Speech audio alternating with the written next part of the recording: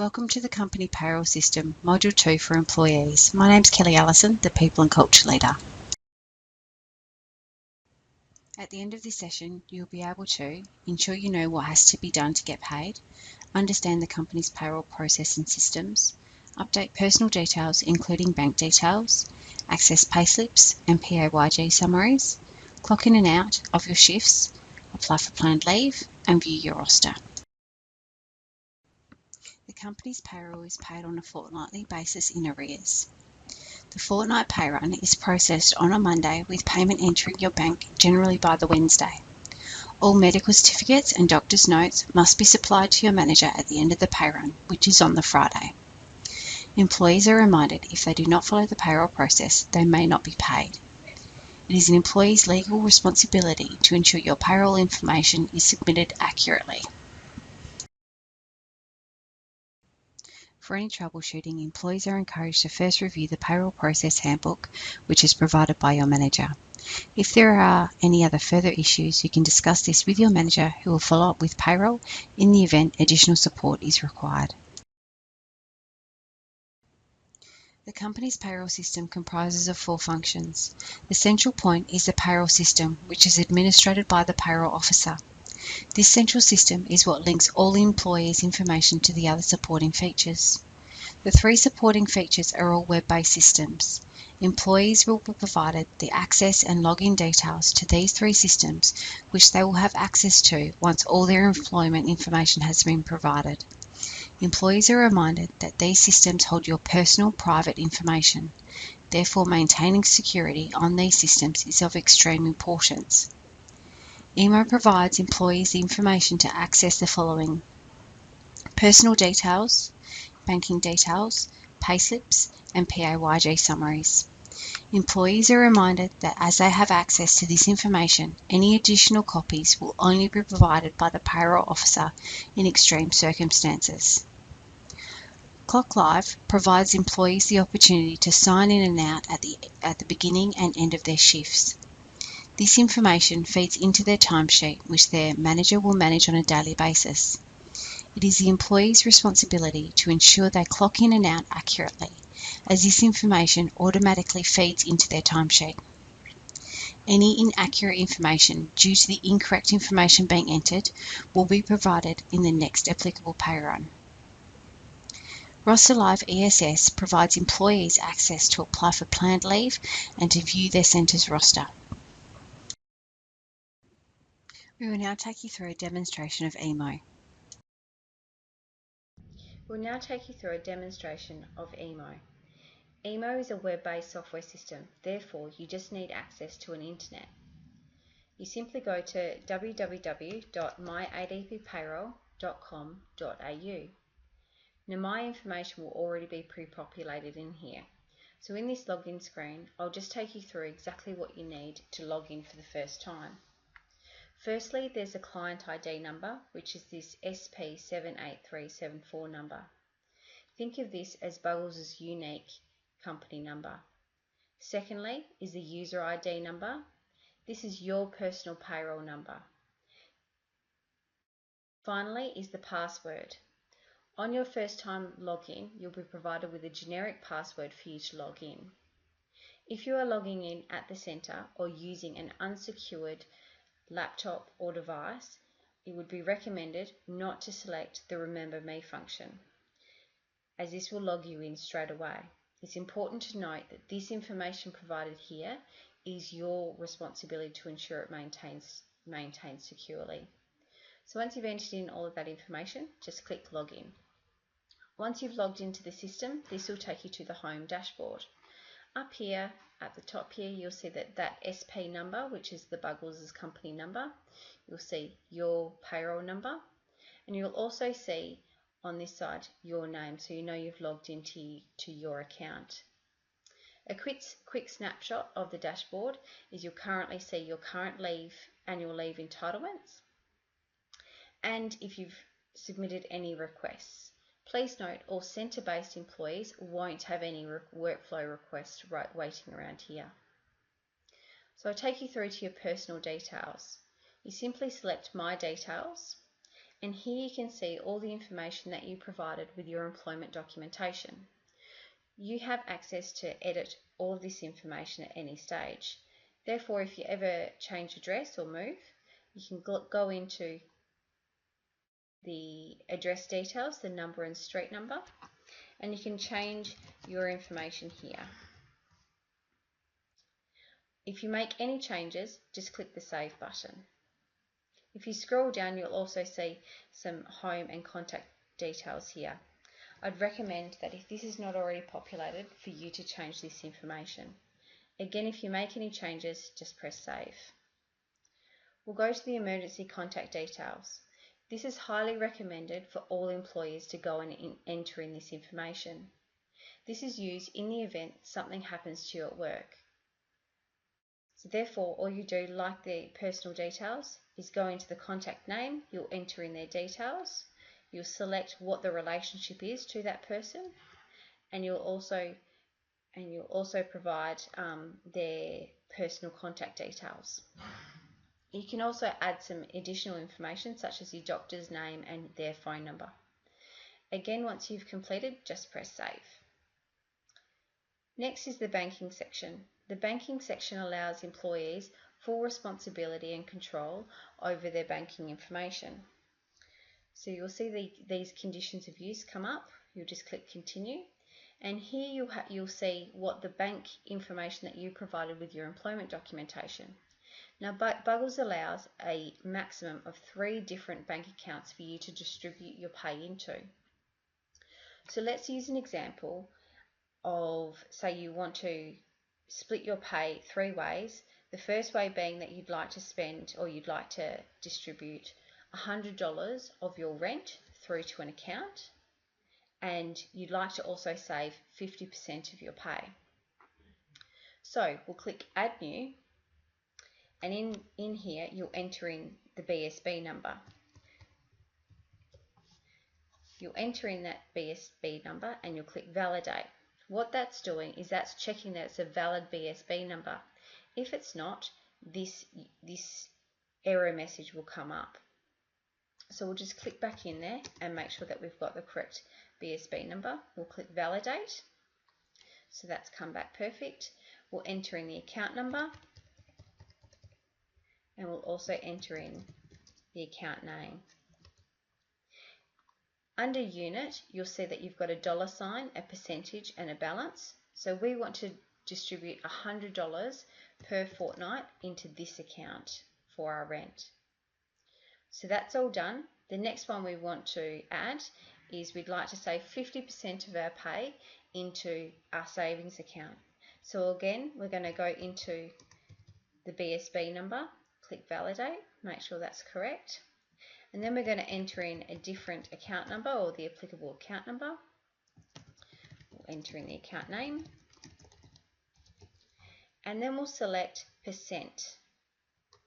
Under the amount, we'll select 5. So here you can see that I've distributed $100 per fortnight, or per pay, into my rent account. And I've saved 5% of my pay into my savings account. Then finally, the balance of my pay, so what is ever left over at the end of each payroll fortnight, is then entered in here.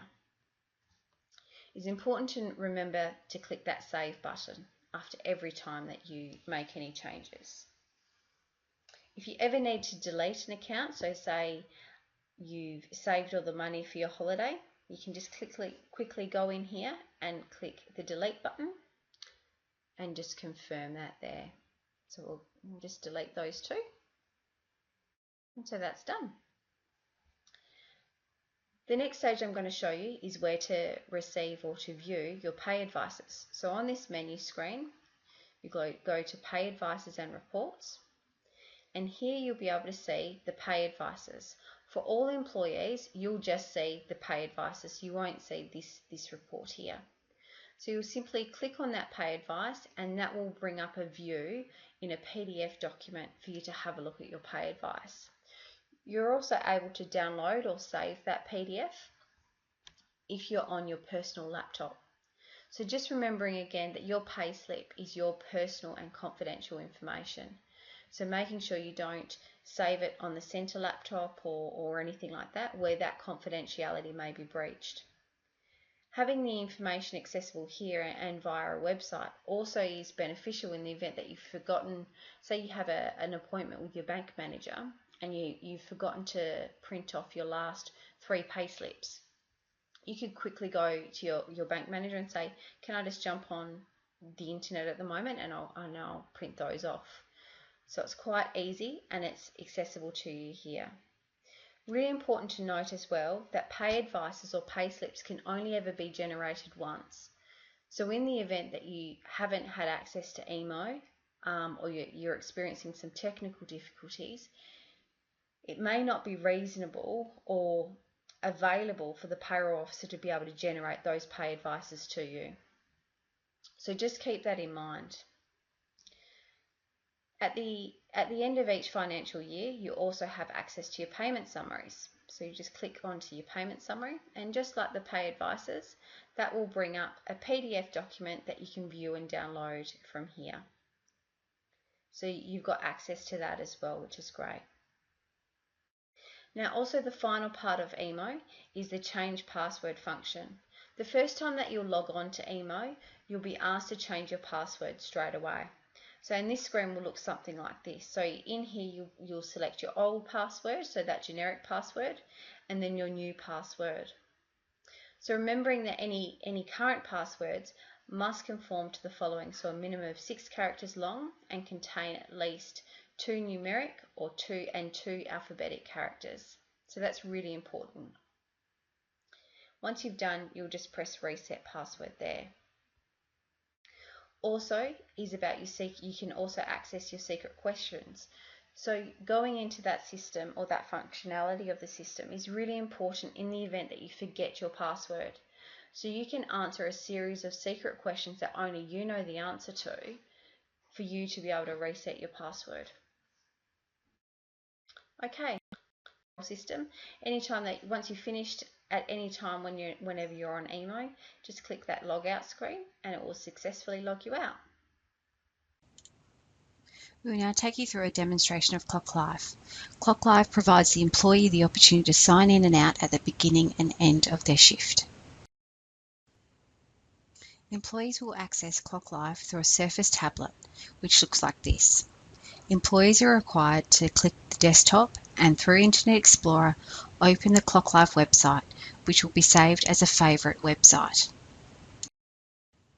Using the login details that are provided by the payroll officer, there are 2 ways an employee can sign into ClockLive. The first being using their password provided by the payroll officer. In the event you forget your password, click the Forgotten Password link. A new one will be issued to your personal email address. The preferred and easier option is to sign in using the biometric device. Once employees have been registered by their manager, employees are able to sign in and out using their fingerprint. To access this system, you simply click Sign in using biometric device, and this will take you to the following screen.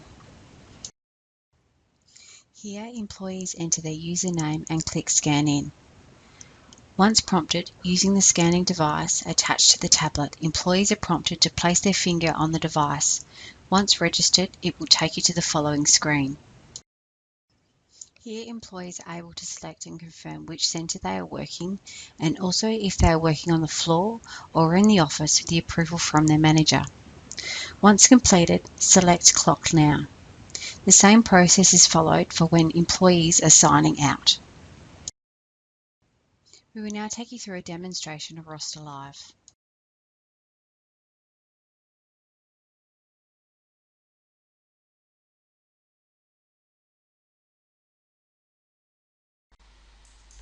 Welcome to this video tutorial on how to use Employee Self-Service or ESS. ESS is a powerful tool that allows you to review your details that are held in RosterLive, enter and review your availability, see your leave balances, enter new leave requests and also review your leave calendar, look at your roster, and also review your timesheet data. The options that you will see in this video relating to ESS may be different to what you'll see when you log into ESS. The options displayed are based on the ESS permissions set up for your organization. Let's now log into ESS and explore these options. To open ESS, you will need an internet connection and an internet browser. The ESS website being displayed on your screen is the one to use. To make things easy, I would suggest that you save this as a favorite. To log in, enter the username and password that's been provided to you and then click the Sign In button. Once you have successfully logged in, you'll be taken to the ESS home screen. The very first time that you log into ESS, you'll be prompted to change your password.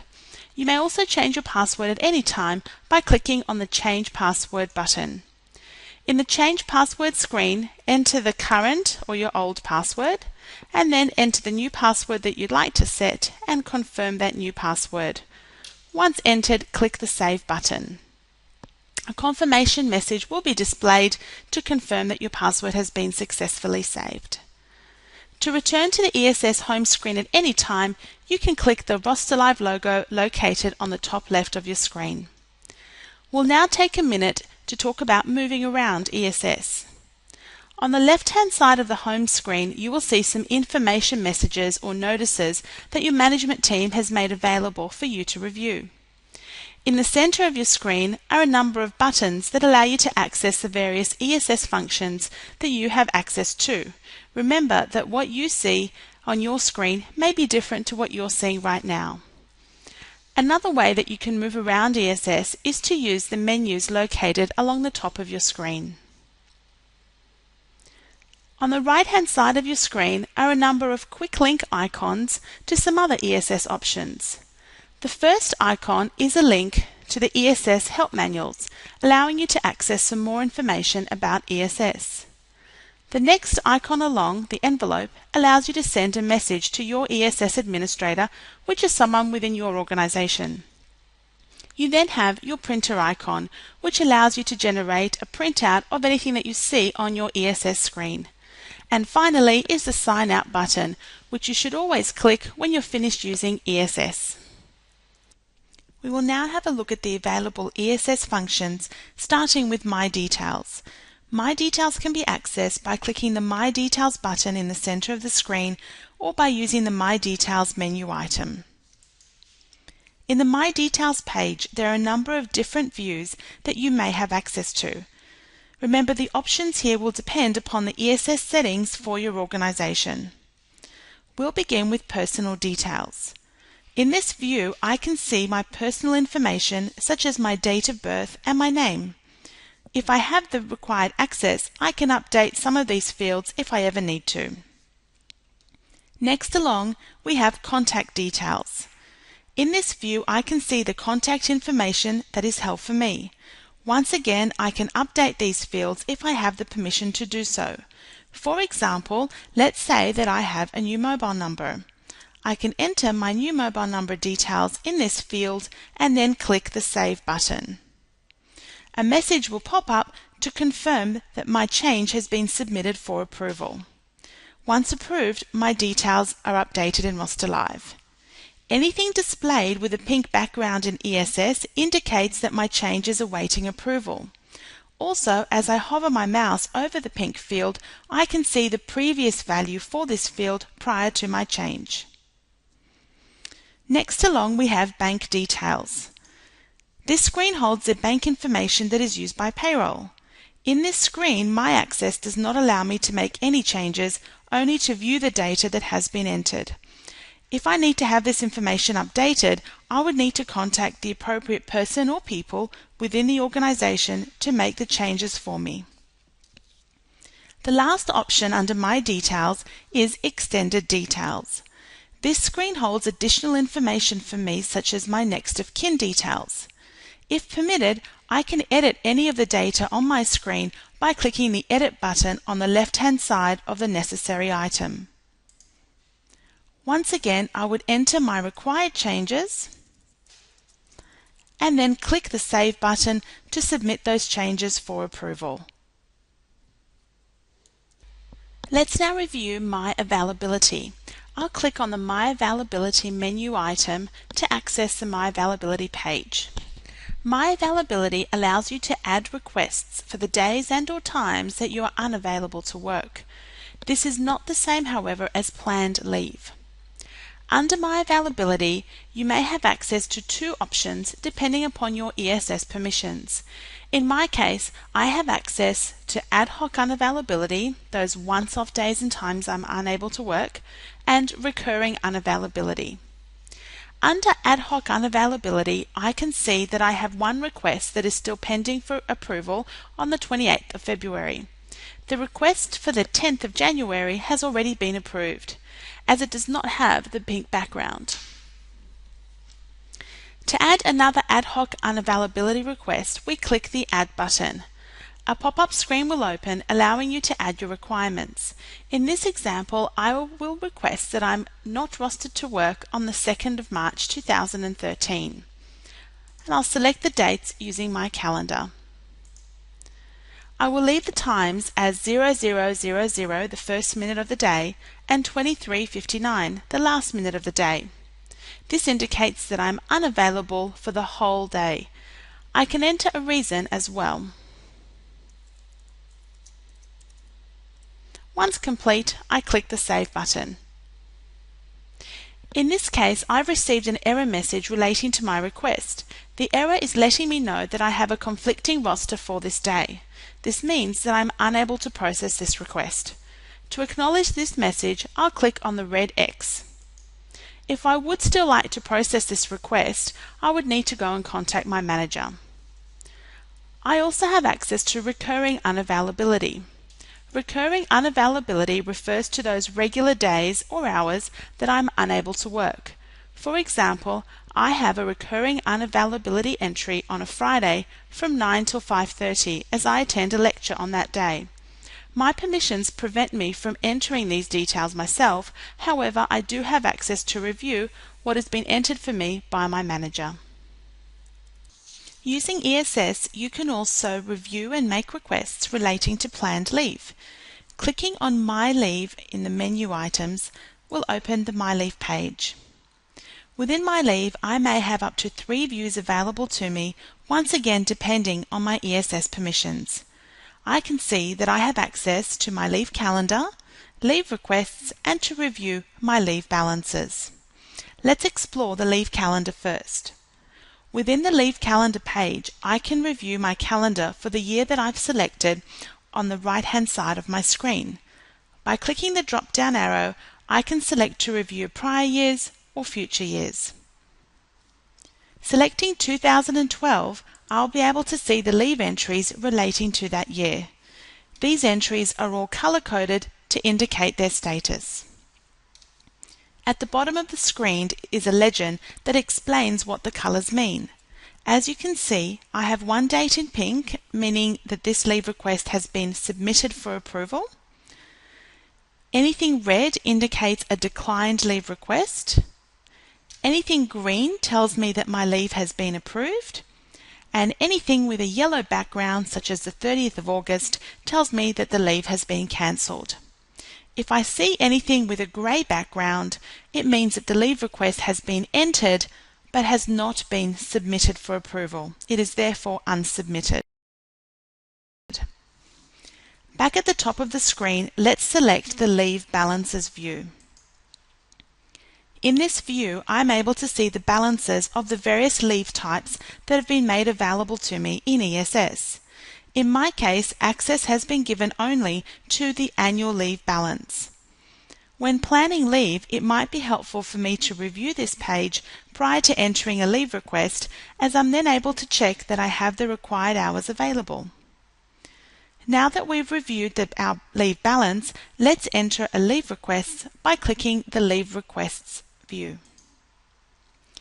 Within this page, you can review all past, current, and future leave requests by clicking on the arrows next to the Leave Requests heading. This will expand the view and list the entered leave requests, all color-coded to indicate their status. To enter a new leave request, click the Add button.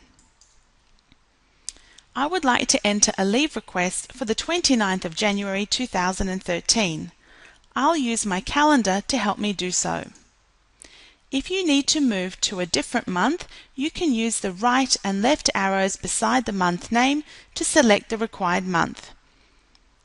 In this case, I require the 29th of January, and I'll select that by clicking on the date. And I'll do the same for the end date. If preferred, the dates can be typed in as well. Next, I'll select my approver, which is Philip Smith. I can also enter any comments for my approver if I am required to do so. I'll then click Next. In the second screen, I'll confirm my leave requirements. I'll start by entering the exact times I require for leave, which is my normal working hours. Always remember in RosterLive to use 24-hour time. It'll default to the site and department where I normally work. If you have access to various leave types, you will have another field available to you to select the required leave type. For example, I may select annual leave or maybe long service leave. I'll now click Save. A confirmation message will pop up advising me that my leave request has now been saved. The leave request is now displayed on my screen, and the current status of the leave request is unsubmitted. To ensure that my approver receives this leave request, it needs to be submitted by clicking the Submit Leave button. A confirmation message will pop up asking me to confirm that I would like to submit this request, and I will click OK. This will generate a notification email to my approver. ESS can also be used to review your roster. I will open the roster by clicking the My Roster menu item. Remember, you can also click the RosterLive logo at any time to return to the ESS home screen and use the buttons to navigate your way around. In the My Roster page, depending on permissions, you may have access to view both your personal roster as well as the site roster. On screen, we can see our personal roster being displayed.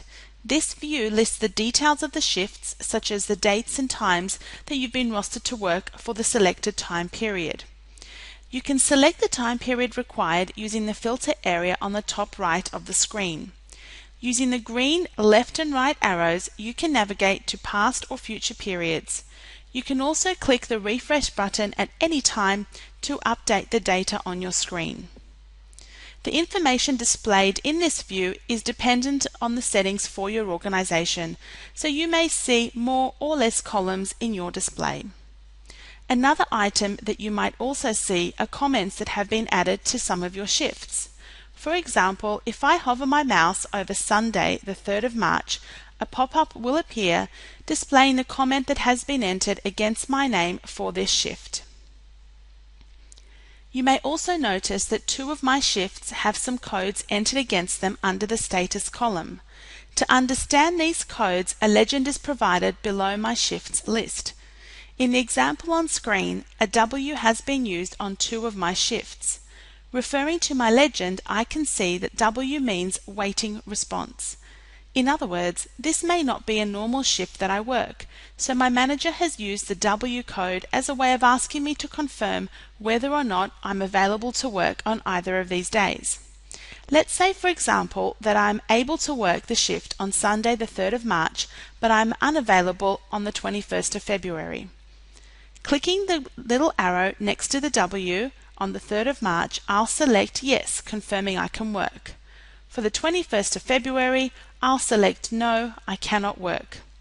And then I'll click the Save button on the top left of the screen. You'll notice then that the shift for Sunday the 3rd of March is updated with a green Y. The shift for Thursday the 21st of February is updated with an orange N. For more information on the other codes, please refer to the legend on screen. As mentioned earlier, in addition to viewing your personal roster, you may also have access to the site roster.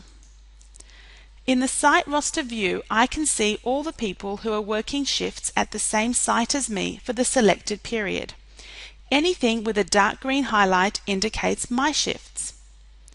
Anything with a lighter green highlight indicates a staff member working the same shift with me. For example, on the 20th of February, both Graham and Judy are working the same shift and the same role. Anyone with a grey background indicates that they are on site at the same time as me but working in a different role. At the very bottom of the screen, you will find a legend that explains these highlights. Any dates that you may see with a purple highlight indicate that this is a public holiday. I'll now click the RosterLive logo at the top of the screen to return to the home screen. If you have access to the ESS Timesheets module, please also review the ESS Timesheets video tutorial for some more information. Congratulations, you've successfully completed this module. Please complete the training assessment and provide to your manager once complete.